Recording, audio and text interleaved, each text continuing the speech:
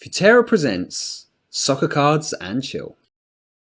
Hello, everybody, and welcome back to Soccer Cards and Chill. I'm Adam Partington. This is a podcast dedicated to the beautiful game and to the beautiful hobby of soccer cards. So, we are. Who are we? Why are we putting this podcast out? If this is the first time you've ever listened, I'm from Futera, the marketing manager here at Futera. Futera are a manufacturer, a publisher of sports cards, and have been for over 30 years. And the other man that you can see on my screen, if you're watching this, is Mr. Mark Watson. He is the creative director at Futera as well. Mark, how are you? You're up, Adam Partington. I'm very good. There we go. I'm very, very good. Big weekend of football. Are you excited? There is. Just before we go on to talk about football, are you excited about my conversation with Aaron from investing in soccer today? I'm always excited about any conversation that you're having with anybody at the moment. They've been really insightful, really excited about it. And just looking forward to what's coming up and who we're going to have on the show next as well. It's always like I don't know before they come up, because that's the one thing we don't really talk about. I've just said go and interview who you need to, and they've always been excellent. So just like every other viewer, I get excited to watch what's coming up, basically. This is a really good point to ask people who listen to get in contact with me. It's adam@futera.com or leave a comment if you're watching on YouTube.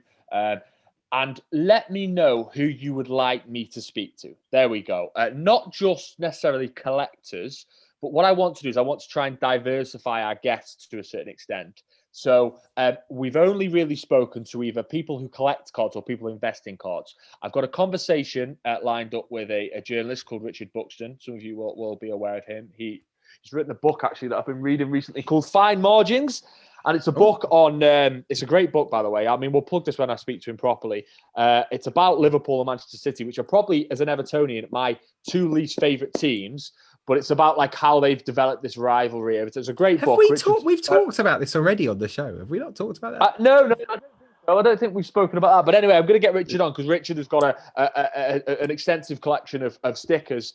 Mainly stickers and cards. So we're going to talk about that. But also what I want to do, Mark, is I want to try and bring more people into the conversation. I'd love to speak to footballers. I think we'll hopefully do this at some point, about the cards that they were on or they've been on, or our cards, the cards they collected as kids, managers, coaches, anybody that's kind of associated with the game, celebrities as well. So if you have a suggestion, you might be big friends with Ed Sheeran, and Ed Sheeran might have loved to collect Newcastle cards. Loves trading cards. There you go. Then let me know underneath this, and let me know who you'd like me to speak to. So, Mark, go on. Can we get Jesse Lingard on? No. I'm only joking. If Jesse Lingard, I'd love to have Jesse Lingard on the show talking about his re-emergence as the modern day Paolo. Right. This is the second episode in a row now that you've mentioned. It's coming up every week. He's getting as tedious as Andy Carroll's bust. Hey, there he is, Andy Carroll's bust. Everyone loves Andy Carroll's bust. Go on, Ads. What are you going to ask me? What are you going to ask is big weekend of football. Well, it's a big weekend of football. As an Evertonian, it's the Merseyside derby this evening. So we'll talk about that in a second, because as an Evertonian, by the time this goes out, you will know if Everton lost or won that game. That the probability is, even though Liverpool are going through a rough patch at the moment, it doesn't really matter when they play Everton. Last year, Everton played Liverpool in the third round of the FA Cup. Literally, Liverpool tried to lose the game. They played a bunch of kids. I think a bunch of kids and maybe Mane or someone like that, and literally beat us 1-0. So it doesn't matter what form they're in. So we'll probably lose that game. But Mark, I want to ask you quickly before we talk about the Merseyside derby.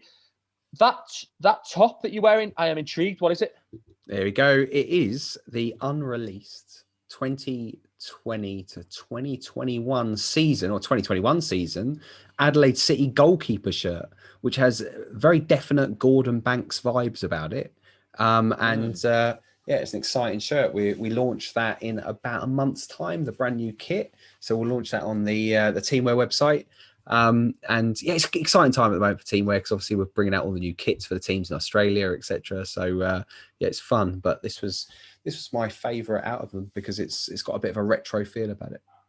It looks it. What can you just, because there'll be people listening to this that will know that we are a trading card brand, but we actually also have a different facet. Well, we have a couple of different facets to the brand. But do you want to tell them about teamwear? Oh yeah, as I said it a couple of weeks ago as well. Just teamwear. We're a teamwear brand. I call us a teamwear brand more than I call us a sportswear brand. We supply teamwear, good quality teamwear, high quality teamwear at affordable prices to teams across Australia, and we're looking to launch as well into the UK in 2021. It's great stuff, and if you want your football team to look great, whether it's amateur, semi-pro, or even pro teams, yeah, it's just great gear. So it's www.futerateam.com, and basically we do the full range from footballs to jackets to kits to tracksuits, great polo shirts as well. But yeah, just really good gear. But just have a little look at it. And if you're in Australia, it's already launched, and we're at loads of clubs now. Lots and lots of clubs out there. So yeah, it's been a good launch for it. It's been 2 years now of launching. It's good stuff. I know that we've spoken about this out of the public eye, Mark, but me and you were kind of desperate to see us making kits for like a league team at some point. Yeah, of course. That would be great, wouldn't it? You know, there's a team in England, specifically, or Scotland. But yeah, you know, like a club. We've had a conversation, haven't we, with a League One club? I think they're in League One, and you know, if we could get something like that sorted, then we'd be buzzing, wouldn't we?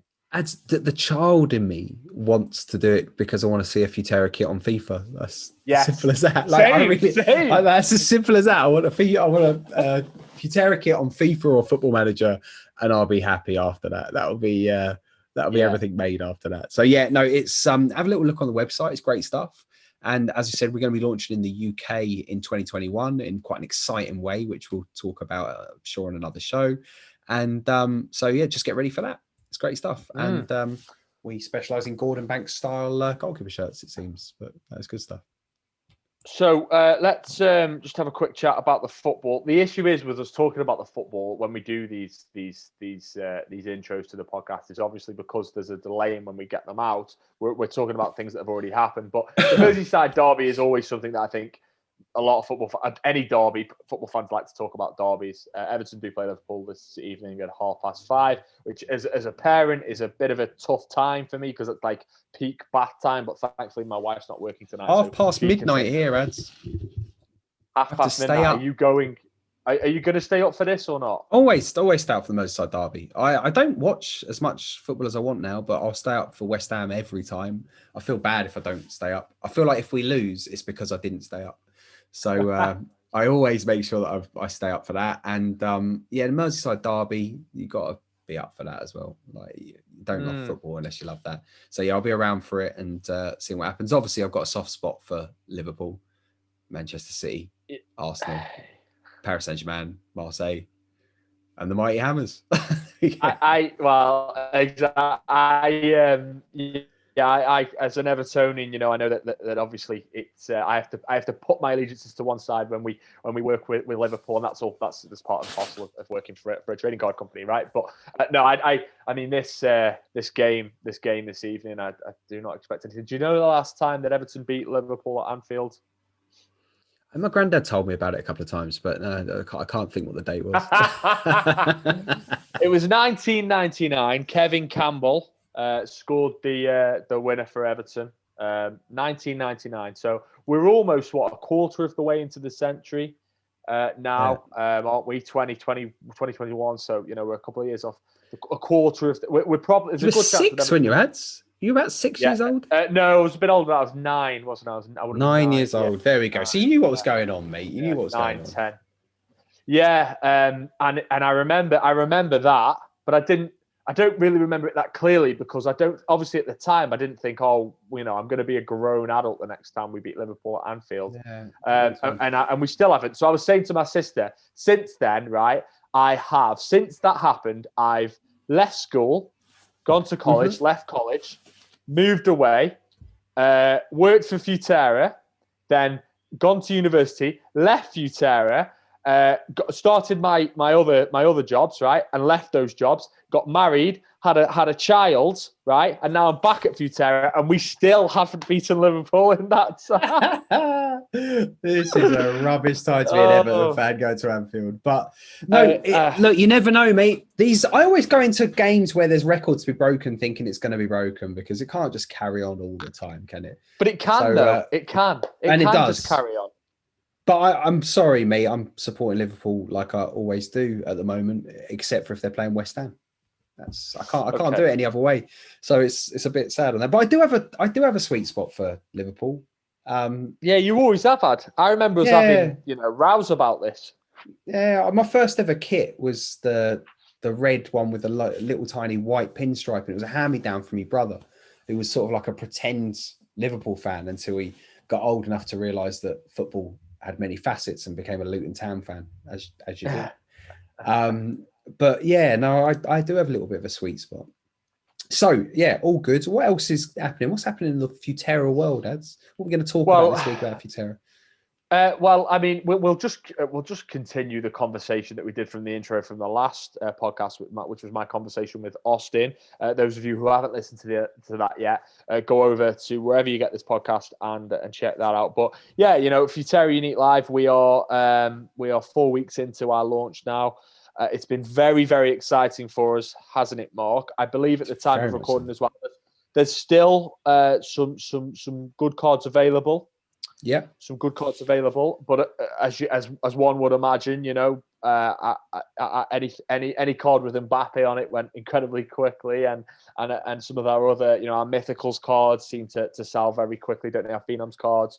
But there are still cards available, and there will be new cards available every Wednesday at 1:00.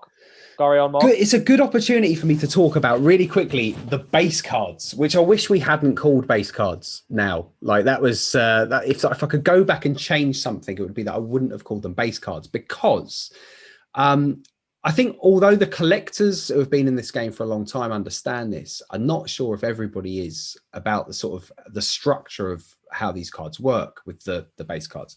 Now, the base cards are numbered of 40. So if you buy a card, it will be numbered of 40. However, you also have a chance within that purchase to have actually get a parallel card instead. And the parallel cards for those of 40 cards, which is already pretty rare, come in at of 10, of 5, and then a 1 of 1. So in effect, you've got a sort of 1 in 56 chance of getting a 1 of 1 card, which as odds go in the trading card world is pretty phenomenal. But also you've got really good odds of getting an of 5 or an of 10 in there. And so although when you look at a base card as it's an of 40, which again in trading card terms is a pretty like short print run, a very short print run in fact, the chance of you getting those other cards is pretty high. When just to interject, sorry, Mark. Mitch from LDN Cards has done a post on this today on this topic. It's Saturday at the time of recording, and he calculated which I hadn't done this but it's great that he's done this actually. He's calculated, I think, the chance of collectors getting a parallel at a 28% chance, which is a really, really good, as a highest probability. It's weird because like. This often happens when you launch a product. When I looked at us launching the product, I think I probably said it to you as well. Like you said, oh, what will happen? I said, oh, the base cards will fly, because the odds was just so incredible on the base cards. But they're the ones that we still have for sale. We've still got those available for sale. And obviously the gold cards look incredible and they're very short print runs. So like you've got an of 5 and then you've got a 1 of 1 parallel in there. So obviously very short print runs. But those base cards are... the chances of getting a rare card is so high on it. So you suddenly look and you get a Mane base card that comes out. The chance of getting a 1 of 1 Mane base card is pretty good in trading card terms. But I would, if I could have changed one thing, I don't think I would have called them base.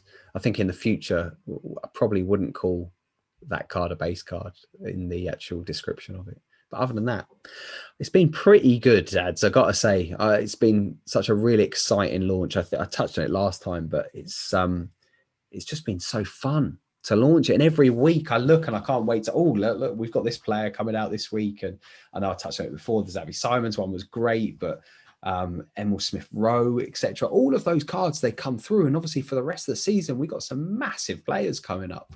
So it's just exciting to sort of start seeing when they pop up. Neymar, Paris Saint-Germain. There hasn't been a Neymar card yet, for instance. So it's those kind of things that are exciting, and just different card types. Just seeing what different card types come out over the year, and we've got loads of ideas, and also just a few surprises that will come in there. So Wednesdays, or as someone very nicely said on Twitter, Futera Day, is really excited now. It's really, really cool. But again, Yes. I know I said it before, but just thank you to everybody for more criticism or positivity or suggestions. Whatever it is that comes our way is we're really thankful for. And yeah, just let it carry on, basically. Yeah. So for those of you then that haven't purchased yet, you can do from the website. There's new cards released at 1 p.m. every Wednesday. Futera Unique Live, we have cards for Paris Saint-Germain, Liverpool, Arsenal, Manchester City, and Marseille. And we are doing what we can. These things don't happen overnight, but of course, Mark, you'll validate this. You know, we are always seeking to extend the cards that we can offer. So we're talking to clubs every week at the moment to see different licenses. We're taking on board what people are saying on social media, and we're looking to increase the licenses we have, and obviously make a more compelling product every week. Which honestly, guys, I know you're supposed to love your job, but every day I wake up and it's so exciting. Like, live is just, it's so exciting to sort of come up with new ideas, see the cards launched, see how they go. Every day we'll be debating which will be popular, which won't. It's really, really fun. And I'm hoping that you guys who are sort of tuning in every Wednesday are having fun as well. There's one other thing as well. We can't say too much, but there'll be a sort of surprise element to this coming up as well, which we'll announce probably on this podcast about some sort of future cards and how to get them and stuff. So there's some exciting announcements still to come, and yeah, just look forward to it. So yeah, all good.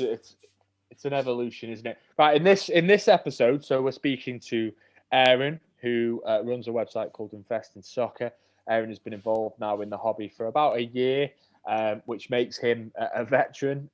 As I think it was who said that to me. Someone said that to me. They said, I've not been. I think it was the boys from the Soccer Cards United podcast. They were like, anybody that's been now in the hobby for like a year is a veteran now, because of the amount of new people entering all the time. I'm a dinosaur, ads.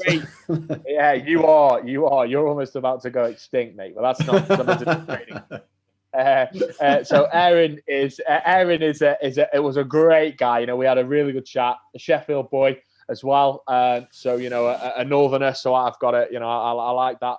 I dig the northerners, and we've agreed that when the lockdown is over in the UK, we're going to meet up and have a beer and probably do a live version of this episode. So I think you can, nice. I think you can tell, by the conversation that we got on quite well, and we had a bit of a laugh, and it was great listening to his kind of experiences.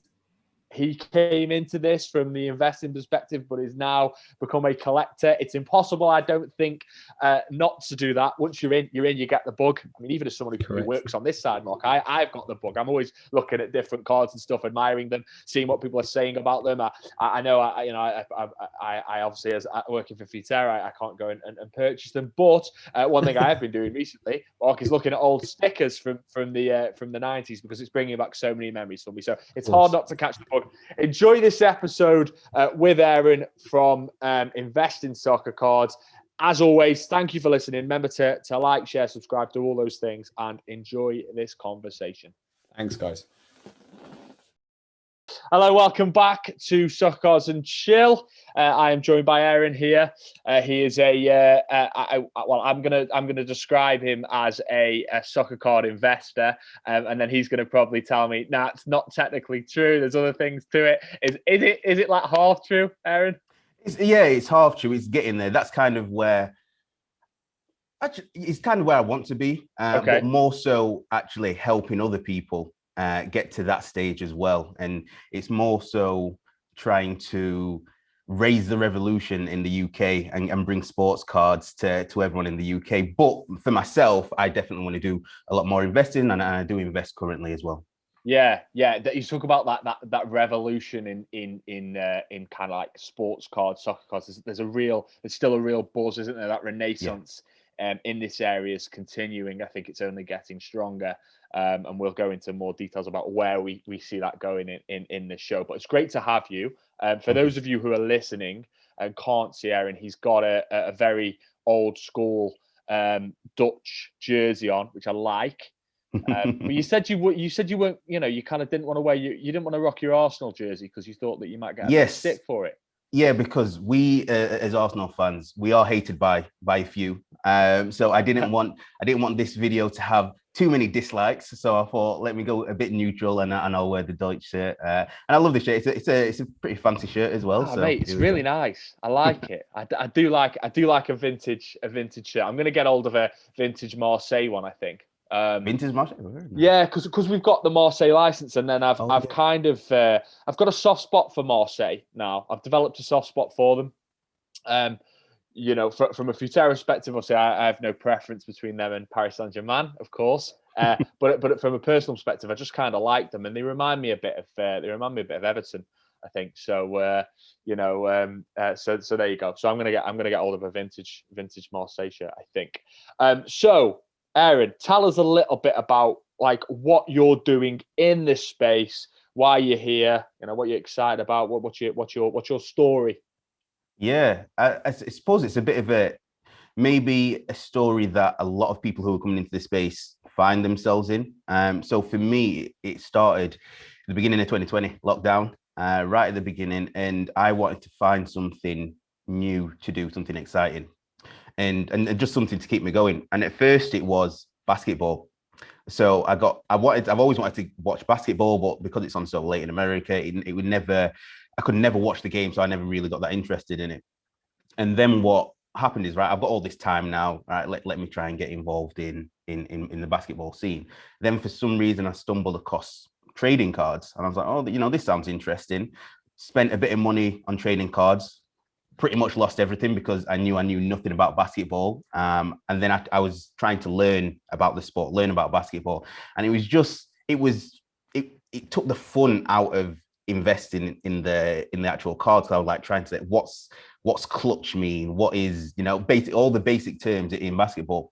But what I found out was when I was in these groups on Facebook or Instagram, when people found out I was from the UK, they then started asking me questions about football. Okay. And then that was then bread and butter. And I was just like, oh yeah, they were like, who's the team to follow? What do you think of this player? And I was like, yeah, is this a thing? So after that, it was like, oh well, maybe I could, do something with that. And that's when I started up investing in soccer. And investing in soccer originally was to help teach Americans about the sport of football. So I started writing articles. I started to get more involved in the conversations with them.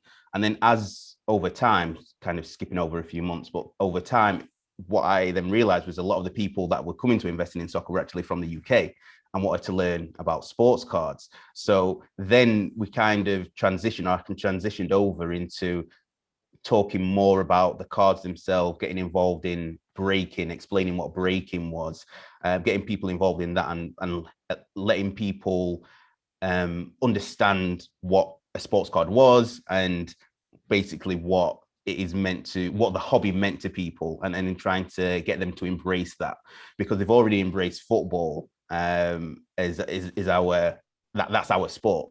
So the next step is, right, well, this is interested in sports cards. So it was kind of a natural transition from beginning of last year to trading cards to me, to then I've always got this kind of mindset of I go all in. So it wasn't like, oh, let me trade for let me do some investing for a few months. It was, why don't I just start a business doing something like that, and then I just go all in that, and I've been doing that ever since February 2020. And how's it going? It's going good, especially the good thing when you start something is to always see it increase. Then all the numbers increase, all the numbers go, the people buying into what you're doing, the people following you, the people loving what you do. And the reason why I say that is because over the last 4 months, it's grown. It's grown a lot more in the last 4 months, even though it's grown since, like I said, since February. But in terms of people, just regular people asking about football, asking about soccer cards. Whereas previous to that 4 months, it was just more of people who were interested in sports trading cards or knew a little bit about sports trading cards or something like that, and just kind of wanted to expand on it a little. But now it's completely new people who just love football, wanting to know more about sports cards. Yeah, because as sports cards kind of catch this cultural zeitgeist that they're in at the moment, and people take more of an interest. Yeah, you would naturally think that's going to carry you along to a certain extent. Do you think? I want to pick up on something because you mentioned about when you were talking to the Americans about basketball being a Brit. You're kind of like I don't, because basketball isn't huge, and we all know like Space Jam. Yeah, LeBron James. Yeah, like, you know what I mean? But we're not, it's not a thing, is it? It's not a massive thing here in Britain. So they started to talk to you. They were like, right, okay, so you tell me about soccer then. Mm-hmm. And I wonder whether or not like there's a US, because soccer cards, I think that there's a lot of potential there because, and we've spoken about this on the podcast, the fact that soccer is the global game. It doesn't matter where you are in the world, everybody plays football. Yep. Everybody plays soccer, right? Yep. So I'm wondering whether or not there's like a USP to soccer in the sense that when you're talking about basketball, because it's a little bit more complex, certainly baseball, American football is especially complex. Yeah, like absolutely. By comparison to soccer. Do you think that's like a USP for soccer in a way, in the sense that it's kind of really easy to understand, like the game? Yeah, and I mean, it's one of those things. It's like for people like ourselves who have been involved in football since we were 5, 6, 7, 8 years old, it's like it's completely natural. But when you're trying to explain something to someone who's alien to the sport, we break it down in different terms to way. It's trying to find the way to break it down to explain it so it's easily understandable. Like common sense, it's 11 people on the pitch, you try and kick a ball into a net. Like it is really easy. The same, I suppose, you could say for the basketball, you dribble and then you shoot into the basket. Whoever has the most baskets at the end wins. So for me, the marriage is there's two sides to it, and there's two sides that I try to tackle. There's one, education on letting people know what sports cards are, who the players are, the big players, who and then the other side of which is literally the other side of the pond, is educating people on what soccer is, on what football is, because without them both, I don't think the sports card market is sustainable. So you need the people in the UK and Europe to adopt sports cards as something that they love to do. And then you need the people in the American sport to adopt soccer or football as their next sport. And the reason why I think it can happen is because of the World Cup. Like, we know Americans love this sport. They love their NFL. They love the NBA. And I think with them having the World Cup, and David Beckham and other people going over to the US, the knowledge is growing. But I think one of the key things with the knowledge is we look inside the hobby a little bit, and it's still very niche. I think when you're in it, like I'm in it every day, and it can feel like, well, everyone I now interact with knows about soccer cards. But then, like I've mentioned, you get then the person coming to you asking, well, what is a sports card? What is it? And then you kind of have to break it down really simply for them. So I think in terms of the knowledge of the game, I think you can only, I think my only thing is you can only learn by doing. So I always tell people, get involved in a few breaks, go on eBay, look at the cards. Obviously that's from the sports card, but the same applies for the football. Watch a game, see where the excitement comes. Obviously you need it with the sound on. So watch it, watch a high profile match, watch a World Cup match, and then you'll see the kind of the nuance of when people get excited and the dribbles. Because if someone's doing a Rabona and you don't know what a Rabona is, you might not think anything of it. But if we know that you do it in a game, or you score a free kick from 35 yards out, like that's the exciting things for us. That's what we want to see. But again, it's really exciting. It's really what's the word? It's really interesting to see people, like I said, with no knowledge of the sport, come to you and ask you, what does this mean, or how many points you get when you get that's my favorite one. How many points you get when it goes in the net? Wait, have you heard that? Have you heard that twice? Yeah, I've had it twice. Because I kind of sense that like a lot there is. I mean, there are a lot of Americans. I had Austin from US Soccer Breaks on the podcast. We haven't released that episode yet. He's the first American that I had on. And his knowledge of football / soccer is great, and I think depending on where you are in the United States, it probably differs. I thought that maybe soccer / football was a little bit further on in the United States now, that you wouldn't get those questions. So that's interesting that you are. And I think that but that's also the interesting point is the thing in sports cards is you don't necessarily need to be interested in sport. I think if you have an interest in sport, you will know, but a lot of people are coming into it for the investment opportunity. And because it's an investment opportunity, you don't necessarily need to know about sport in general. So I think the people that came to me, I remember right in the beginning, there was someone who came who was spending thousands on like the World Cup prison cards, like thousands. And he had no knowledge of the sport. And when I was breaking certain terms down, it took a while to kind of resonate to him. And it was like, well, obviously you're doing this as an investment opportunity, which is absolutely fine. But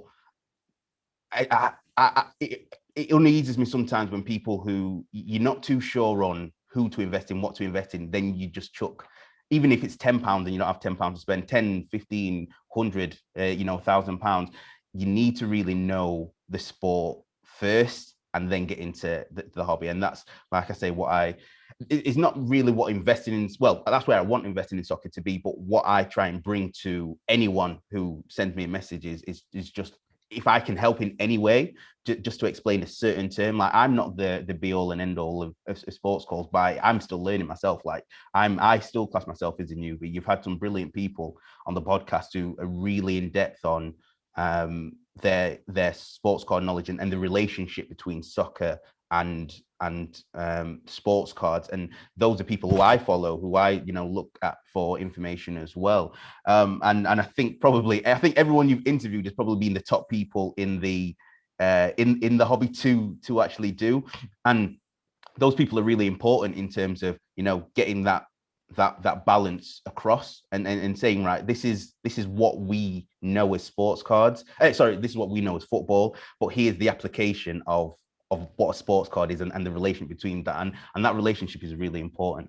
Yeah, it's interesting though, because you say 60% of the people that I've spoken to, I mean, I think Mitch aside, Steve from the Football Stock definitely said to me, I think he was relatively new. Soccer Silverback said he was relatively new, in the sense that these aren't people that have been collecting cards for years. But actually, because they've been involved for actually a similar time frame to you, I think they came in around the turn of last year, before the COVID stuff kicked off. Mm-hmm. But they're because of the amount of new people that have entered, they're now veterans, and after like you will have. After reading and this stuff soaking in for 5, 6 months, 7, 8 months, then you kind of do know your stuff. So I think what the point I'm getting at is that maybe you probably do know more than you even Appreciate think that. You know now. It certainly sounds like you do anyway. So I'm just, because I had Neem on as well from the Purple Patch podcast. He was the second guy we spoke to, and he was similar to you in the sense that he was coming at this from an investor thing, and he was kind of like, I don't. He wasn't apologetic about that. He was like, yeah, I do like sports cards. Obviously, I've got an affinity for them now, but I've come at this from an investor perspective, and it sounds like you have as well. You want to make this a business, which is cool. Originally I thought there was more friction between like your hardcore collectors and investors, but I don't think there is. I don't think that's a thing anymore. But for those people that might take issue with that and say, "Oh man, you're just coming in to make some money," how would you respond to that? Yeah, I mean, I genuinely I'm in the hobby. Like I've got hundreds of sports cards which will not make any money. I've got several cards I'm chasing a rainbow with, Richarlison being one. Richarlison, I've got the EPL, I've got Domrus I'm chasing the rainbow with, and I absolutely love being in the hobby. So I'm definitely a hobbyist first. Right. Like I said, it's okay. From my background, I love anything to do with football. So Football Manager, FIFA, watching games, playing games, LMA Manager back in the day, like anything that's related. LMA Manager, what a game! That's the reason why I literally got like one GSE. GCSE. Yeah. I didn't even say it properly. That's how little of them I have. I called it a GSE. Go on, carry on. And so anything involved with football, like I love, like, you know, when I was younger, like I said, it was the LMA manager, it was the football manager. I spent days playing FIFA. When I grew up, when I turned 18, it was Soccer Saturday, the coupon. I've always been involved in anything related to football. So when I wish I found about sports cards when I was younger. Obviously, we all collected Merlin stickers. But I wish I found about soccer cards 2, 5, 10 years ago, whenever, because I've just found a new hobby that I actually love doing. And the investment side is great, because I think you ask anyone who loves football, the ultimate is to be a footballer. This in terms of career, number 1 is a footballer, number 2 is anything else related to football. Yes. Like I'm doing something that is my absolute passion. Like there's soccer cards is the product, but I love football that much. It doesn't really matter to me that how it kind of presents itself. Now I've been in soccer cards, like I said, I'm looking now, I'm surrounded by soccer cards. The ones that I've actually got from Futera, I ended up getting a Kevin De Bruyne, the 24 karat gold. Yeah. Well done. I know, I'm buzzing about that. And Kevin De Bruyne is like my favorite player at the moment. He's amazing. I got 2 Curtis Jones rookies, which I was happy with, and I think I got Reece Nelson, the 24 karat gold as well. And that's all for my personal collection. So I'm definitely a personal collector first, and then the investing. If I can make money doing it, then why not? Well, why not? Why not? I say to everyone, like, if you got a passion and then you can make something of it, you just got to go for it. That's your North Star, man. That's what that's why I'm very, and I say this frequently, I'm very grateful for this job. Because as a football fan, and then being involved in football, and actually, the sports card thing. This is the thing, I came into this and I was very frank. The reason why I did this podcast, Aaron, was I wanted to learn about sports cards. As the marketing manager for Futera, that was incredibly important to me. I wouldn't be successful in the role if I didn't do that. But as time's gone on, I've got the bug. Like I've been, I've been looking at, of course, with my role, like I'm not going to go out and buy our competitors' cards, but I'll hold my hands up, and I've been honest with the guys this side. Like I've been looking at some of the old stickers that I used to collect, because and thinking, some of them old Everton ones, just from like a sense, because I remember having them. Sabutio did their own cards. Sabutio something set they were called. And I was looking at all they're not of no value. They're just a sentimental thing. But I was looking at like the old Everton players from like 96, 97, around that time. And, like they just bring back memories. Just these like obscure footballers like Joe Parkinson and Earl Barrett and just like all these boys that like nobody else remembers. They were the first Everton, that's the first Everton side that I was familiar with. So anyway, the point I'm making there is like, it's hard when you're in this space. It's really hard not to get the bug. It's just because it's so ingrained in our culture. Like, we, as you said, mate, like when I finished school on a Friday, if I'd been good, my mum would get me football stickers. Like I'd get a pack of football stickers, and I remember opening them, and it's amazing. So it's hard to be in this space. That's what I mean. That's what I think that Neem was saying. He was like, I came into this as an investor. He fancies himself as an investor, and he's doing okay. He's building a profile. Great. But then he was saying, I've got the bug now. And then what's really interesting about that is that collectors are now using the fact that people are coming in and trying to invest in cards and whatever, because they've got cards within their set that they're now selling to upgrade their own set. So Mitch was saying that like he'll sell. Mitch from LDN Cards was saying he'll sell he loves Beckham, so he collects things that are Beckham oriented. So he'll sell certain cards within his collection to then improve the chances of him buying better Beckham cards. Yeah, absolutely. And I think that's the thing. like I said, one of the things I've got hundreds of cards at the moment, which I need to move some of them on, and that's the thing. Like, now I'm a hoarder as well, so now some of the cards I just don't want to let go. Oh, really? But you do you do need to pass them on. But I think that's like that's a really interesting point in terms of the investment side of things. Is that the collectors and the FSs. One of the things that and I will give props to Futera with is the fact that you can actually get cards. I know there's some people that say, it's difficult because they're in short supply. But from a collector's point of view, if you can get cards, the fact that you do, there's a limit on what you can get to give other people a chance to get that. The rarity of getting that, like I said, the De Bruyne was to 5. Yeah. And it was just like a gold-plated De Bruyne. Just for me, that's just amazing.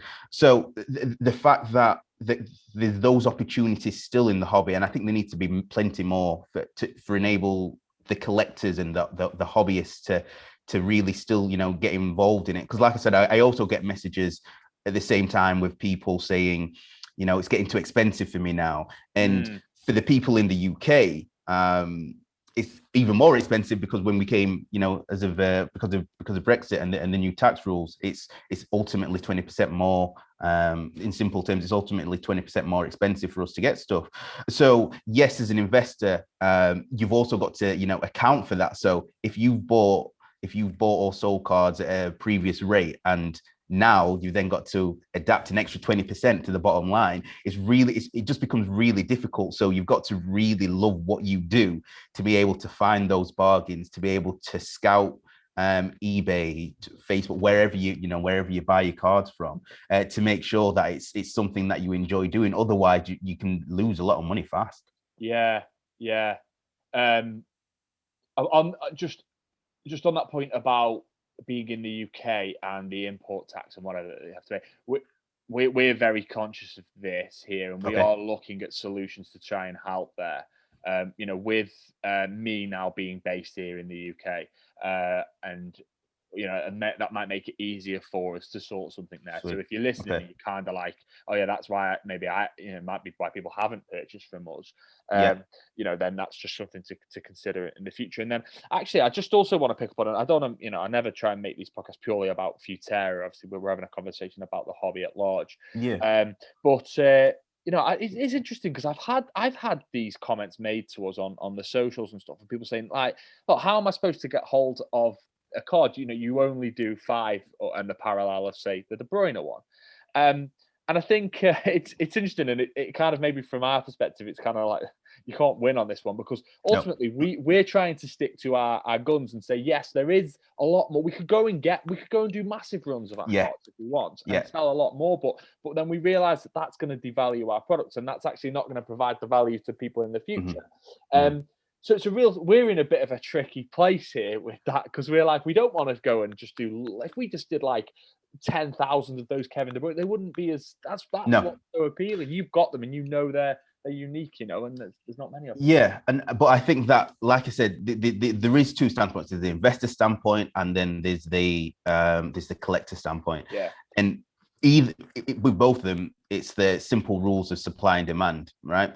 And regardless of what it is, I think there's a 3 in the new EPL that's coming out in February. There's 300 card base set, and then people complain that that's too much, which it is. It's a big base set, but that's just the other end of the spectrum. So you've got Futera, who are doing these unique cards, super short prints, which will really excite the collectors, especially fans of the club as well. But then the investors are not going to be happy, because if they can't get their hand on the card to sell on the secondary market for 4 or 5 times the amount, then obviously people are going to be angry with that. But I think that's where as we were speaking, like the USPs before, that's kind of the differentiator. Like, the other card companies produce masses of cards, and the short print is really, really hard to do. So you've got to think of, to get a really short print or an auto in other products, you have to get a hobby box. Now, to get the hobby box, it's going to cost you hundreds of pounds to get that hobby box, or you have to break, and you have to become lucky. I spent a fair few pennies on entering breaks and not getting anything, but and that's because you can't afford to consistently get these boxes in. Then you've got, like I said, then you've got Futera, who it's. I went on your website and I was able to get a Kevin De Bruyne to 5 goal. And I'm going to keep mentioning that I'm an Arsenal fan, but like I've got a love for. I just love the man. Oh, he's amazing. Kevin De Brilliant. Bruyne. One of the best players I've ever seen live. Oh yeah, he's amazing. But the reason why I keep mentioning is because to be able to purchase a to 5 of one of the best players in the world, 24 karat gold frame, in any other set, like I wouldn't at cost as well. So it was the cost of what it was in the website. It was £100. That's unthinkable in any other set to do such short print with it. Like I said, if it was a Messi or Ronaldo in a to 5 anywhere, and I put De Bruyne up there, it's very difficult to do. Some people might be able to source it. Again, some people will have these cards from years ago, which they bought very cheaply at the time. But to come into it now and to buy cards at a short print, the rarity it is, it's very, very difficult to do. And that's me from the collectors. That's me from the collector standpoint. Like, I'm glad I've been able to do that. But again, what's going to happen is the more people that's going to come in, the more people are going to want those types of cards. And then it is a question of where do you go after that? Do we do the ones to 10? Do we do the ones to 15? But I think the key is short print is what people want. It's the base, it's the thousands of base cards. I think I was watching a break yesterday for one of the more premium breaks, and the Italy side had I think like 7,800 different cards within this set, and it was like, it's just so many, and it ends up devaluing, because the more that come to market, the more and from the investor standpoint, the more it then devalues that card. Cool. So it's like, if you're then looking to invest in that, but more come on, then you are going to lose your money long term, because there's more there. There's just more cards being produced. Here's a question. Yep. When you tell your friends, or I don't know what your personal situation is, if you've got a lady friend or a male friend, whatever it is now, but how do you like explain the hobby to like people who just aren't aware of this? Do you get what have those conversations been like, Aaron? Yeah, well, I'm definitely sure you're aware that there's two scenarios. There's ones who like really get involved, and then are really interested in it, and like, oh wow, I didn't know this was a thing, and then we end up talking about collecting stickers. Like, when the conversation for the people who are interested always steers towards, oh yeah, I used to collect stickers, or I used to collect Pokemon when I was younger, and then they get really interested in.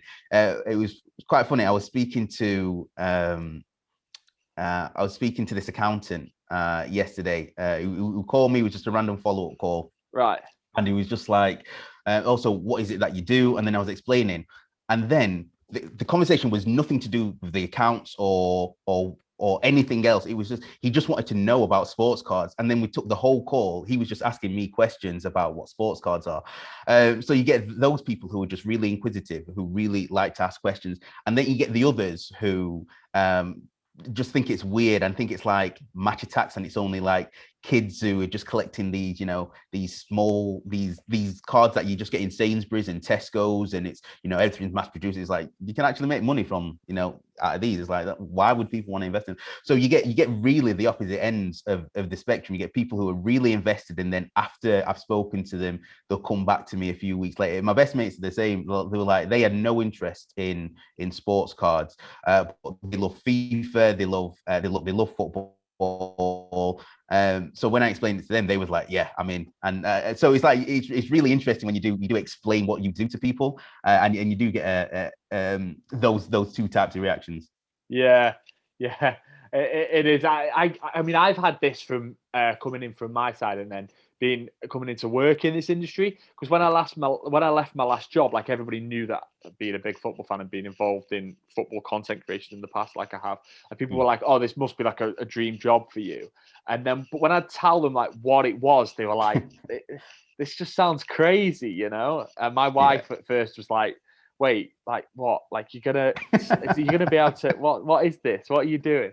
But obviously over time now, I think especially the way the industry's going, and then I think what happens with Futera is, when I talk about to people about some like the values of the cards, or even what we do, the gold plated stuff and like the presentation boxes which we do, which are very, very premium products. Then it kind of, you see people change a little bit, think, oh, okay, what is this?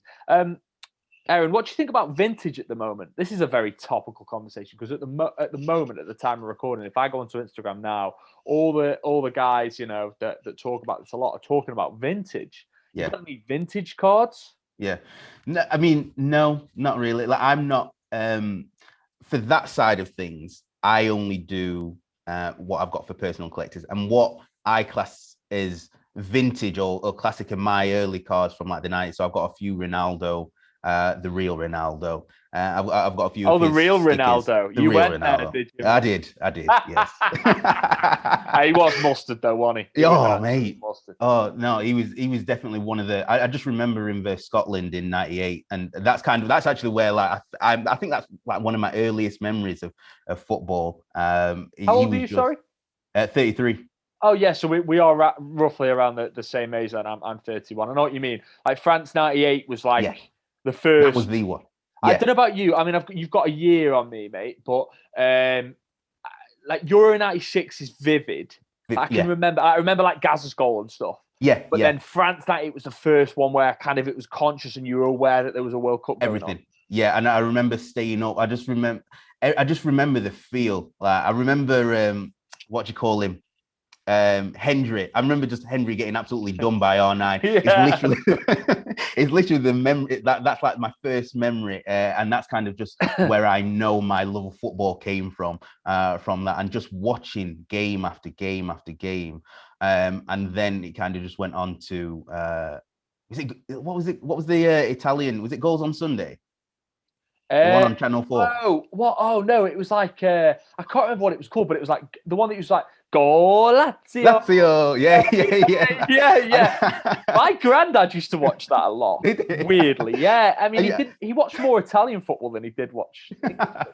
Yeah, and so with the vintage stuff, like I said, I think that's kind of where a lot of people are going. I think a lot of people are going it because it seems like everyone else is going there as well, and that's my other thing with kind of the hobby is like I think people follow people. For me, it's the same as investments. It's like you don't want to be the last towards something, right? So like if everyone's now collecting, like I got a few R9s before it kind of went in, and it was like, I got them like 20-30 quid, and now they're going for like 300-400, and that's not to boast, even though it is a bit of a boast. There's so much history. Like we know the history of football, and this is kind of where it comes into with the vintage stuff. It's like we're collecting people who want to collect vintage. Just collect what they know. There's hundreds of thousands of people in the UK that have always collected, these cards, what they could get for like a few quid and stuff like that. And there probably is money in it, but for me, the sustainability is probably in more of the modern stuff, because if you're coming into the sport now, you're not going to watch a game from 19. You're not going to watch Everton versus Bristol City in 1974 game to just get the experience of what it is. So you're only then going from an investment point of view. But for me, you have to be involved in the sport. So because I don't have much time, I only spend time in most of the modern stuff.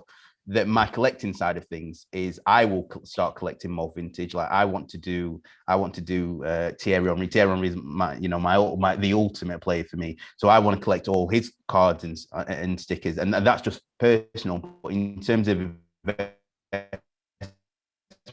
investment, I don't really necessarily venture into vintage that much, even though I understand why, and I understand why people do it. But for me, you have to have a love of it first, and if you've not got a love of vintage, or like I said, Oldham from 1991, you're not gonna then want to keep it or to extend the hobby in terms of.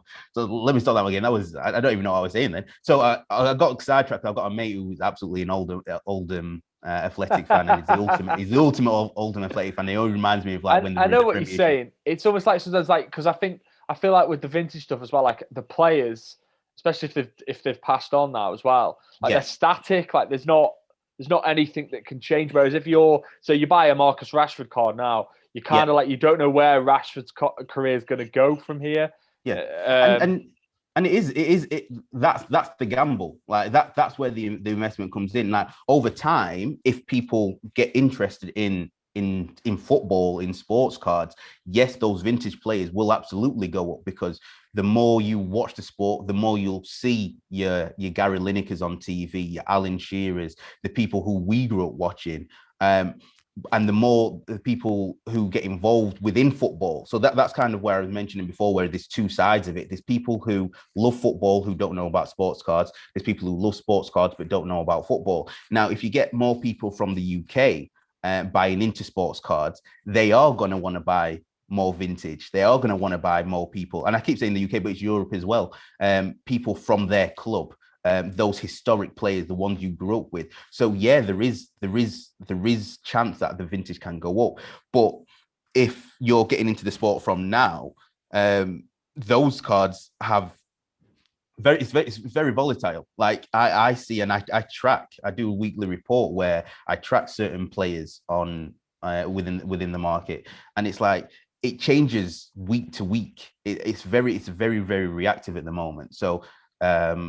Mane, for instance, is probably one of the best players in the Premiership at the moment. Well, not at the moment, but on last season's form, he's one of the best players in the Premiership. He got sent off at the beginning of the season. All his cards went down like 30%.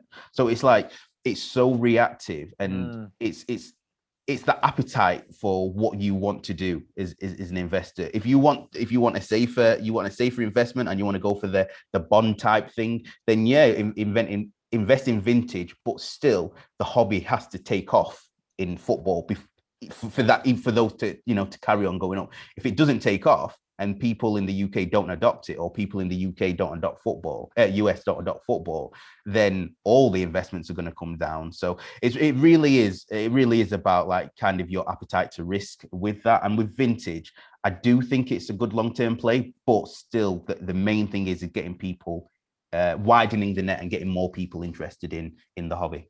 Yeah. What's your, when you think about like the rest of this year and into to 2022? That's scary saying that. Where do you kind of see things going, mate? I think it's just going to increase month on month for the next few years. I know a lot of people have already spoken on 2026 World Cup, 2022 World Cup. I think the fact that the 2022 World Cup is so different. It's going to be really interesting. It's already the most watched event in the world. So to the fact that it's going to be held at night, the fact that it's going to be the last World Cup in this format before it goes to 64 teams, I believe.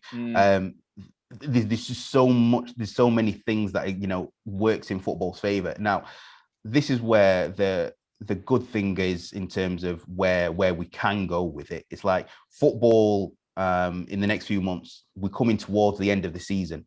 So the people who are invested in football, invested in a certain amount in certain cards, are going to see the prices start to increase when players get to the semi-finals, the finals. We're coming towards that tail end of the season now, where more people are going to start watching it. The Champions League's going to come back. So in the short term, in the next 4 months, it's going to be really exciting. Then there's going to be a bit of a lull when football stops, transfer window. We're not going to have that. Obviously, like July, we still had the Premiership going because of COVID. But then we've got the Euros. So then again, you're going to get some more excitement in the Euros.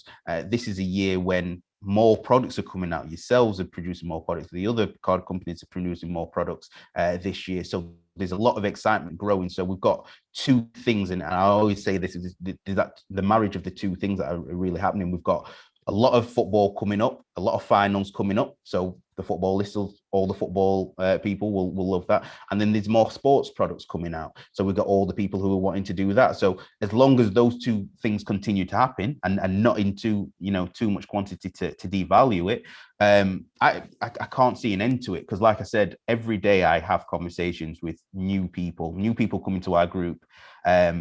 wanting to know about this. So unless that stops, which I can't see, I can just see it growing, like I said, month on month for a good few years. Definitely. Yeah. I think you're right. I think your prediction will probably come true there. I think, well, that's where everything's tilted towards. You never know what's around the corner, do you? But I think you're probably not far off. So, final question. Really enjoyed talking, by the way. Thank you. Yeah, Once really things good open conversation. up, what I want to do is I want to kind of take this podcast on the road a little bit, and meet up in when we're allowed back into boozers and have a pint and talk soccer cards with Absolutely. cards in front of us. Remember Yeah. that's when we used to be able to, like, as humans, we used to be able to interact with each other. Remember those days? Yeah, vividly, yes. Yeah, vividly. they were great days. So I'd like to do that again. So we'll definitely catch up. But before we wrap this up, it's a question that I like to ask all everybody that I have on Soccer Cards and Chill, and that's kind of what you would do in my position as the head of marketing here at Futera. So, Aaron, what would you do in my position? Great question. Well, one, definitely continue on what you're doing in terms of engaging with people in the hobby, because I think that just it goes to a few demographics in terms of people who listen, who are involved in the hobby. So like I said at the beginning of the podcast, when you're in the hobby, there's a lot of people who you'll see the same faces in the same groups. So the groups are now starting to grow. So the fact that Futera are being involved in those groups, and I see, I see Futera out in the Facebook groups, in the Instagram groups, like that really helps in terms of the one, in terms of the actual hobbyists, the people who collect, they like to see that interaction. Two, in terms of the investors, knowing that excitement that a new product's going to come out, and that you're building on what you're doing. So like I said, PSG come out last week. That was like, whoa, PSG, there's like an Mbappe memorabilia card. I was like, and obviously that went in seconds, but it was like, that was just great to see. So the fact of those kind of the surprise elements to it, I really enjoy. Two, I think I would keep with the same format from being a collector myself, is keeping them short print, even if you increase it to cards to 10 to 15 to 20, that's still short enough print, and everyone still gets, well, not everyone, but a few people get a taste of those cards. And definitely keep it where it's like one per household or two per household, or what you, because again, that's probably the number one gripe for everyone, is the fact that you can't even get a chance to get these cards, and that's what really is painful. Like, I know with people who would really like to start collecting, or really like starting to get these boxes, but they're just so unreachable. It's just unfair. So to do things like that, maybe to do some sales on something on eBay, something on Instagram, where you do the sales through that, so it's just people who will then follow you, or people who then write a message to you, or something like that, just so everyone can get a little piece of something. Because right now it's just that collectors don't want to just be seen as numbers. Like that's what we are to some people, is that it'll be numbers, but we're actually collectors. We actually really enjoy doing some of this stuff. And like I said, I came in and investing, but I'm talking now like I'm in the hobby, which is the number one reason why I really like this conversation, and the fact that you've done these conversations with so many other good people within the hobby, is that you actually seem like, you as Futera seem like, you're really interested in the kind of the progression of the hobby, which I think needs to happen for it to be sustainable in the future. Yeah. So yeah, those are kind of those are my points that I think Futera just kind of need to carry on doing what they're doing, really. No, great points, Aaron. Yeah, I think that last bit as well, about us having an interest in the health of the hobby, of things moving forward, that is on our minds, and it is. And I think sometimes when you hear people saying that, because we have a vested interest in the sense we're a business and we want to make money, of course, yeah, absolutely, we're a business, yeah. But we do actually also care, because because in the long term that's the right thing to do. I think we could all go, you know what, there's a boom going on at the moment, let's just go all out there, get everything out there that we can, and take the short-term win. But I don't think that's sustainable moving forward, and that's not good for anybody. And just to add on that, I think in terms of, because yes, it is a business, but I think where people people underestimates, which I did initially, underestimates the power of people's pockets, right? People have money to spend. If they can see that it's accessible and that you can get that, you can raise costs, or you can develop into different products to say, like, we do this certain times of year, you know, make something seasonal, make something that is that rarity that people love, that you're not going to get this again if we're doing it. So you could do multiple products and still make 2, 3, 4x on what you're currently doing easily, while keeping that interest. Because like I said, investors, collectors, definitely, they have deep pockets, and to get a card that of a player that they really love, like, people are willing to spend in this hobby. That's what I've seen more than most things. People are willing to spend money for doing what they love. Absolutely, definitely keep on carrying on. Well, thank you, mate. No, it's all great stuff, and we do have more products in the pipeline. It won't just be Unique Live, although the first couple of weeks have been really successful. We have another batch of cards coming out tomorrow as we film this. It's Tuesday, the 16th of Feb. When this will go out, will probably be more towards the end of the month now. But we'll be releasing more cards and more products. So, Aaron, it's been great having you on. Why don't you just give the guys a little nudge to where they can find you and what you're doing?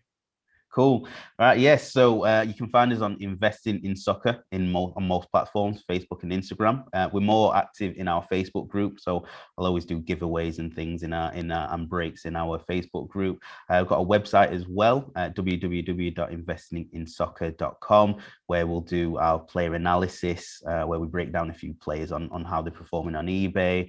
And also that's where you can buy, into breaks and stuff. And then also we've got some articles that we just like to put out on a weekly basis, just about football, about the FA Cup. We've got articles on what the FA Cup is, some legendary players. So yeah, just give us a follow, give us a like, and always, like I say to everyone, is my DMs are always open. So if anyone's got any questions, you're just getting into the hobby, feel free to message me on Facebook, and I'm sure we can have some great conversations. Have you not thought about doing a podcast yet? I would love to. I would love to, because I genuinely do like speaking to people. But it's just one of them. It's finding time to do it. Like, mate. I know. But I would love to. Absolutely. That's an idea. Well, if you do start one, and you want to guest, then I'll be your oh, nice guest. one. There you go. I'll make the commitment on oh, really? Nice one. Cheers, mate. So if you do find the time, I understand though, mate. It's there's a lot to do, and you're doing a lot at the moment, so you don't overface yourself. Right, Aaron. Thank you for talking to us again on Soccer Cards and Chill. Make sure if you're listening and watching this that you go over and check out Aaron's stuff. Also remember to give us a like, share, subscribe, all those usual things that people say, and leave us a review, by the way. Because I think the more reviews we get from whatever podcast platform you listen on, it's better for us. So when we are allowed to go out to the pubs again, I'll buy you a beer. All right, and cheers, nice then. All the best. Take it easy. Nice one, bud. All right, thank you, mate. Bye bye.